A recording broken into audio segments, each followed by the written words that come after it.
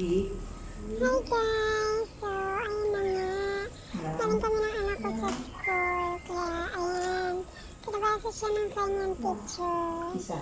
And, tsaka siya, pinagsulat din po siya. Ayan. Tingnan niyo ng anak ko. Parang wala sa eskwelahan ko makaporma. Nakataas pa ang paa. Pasensya na kayo.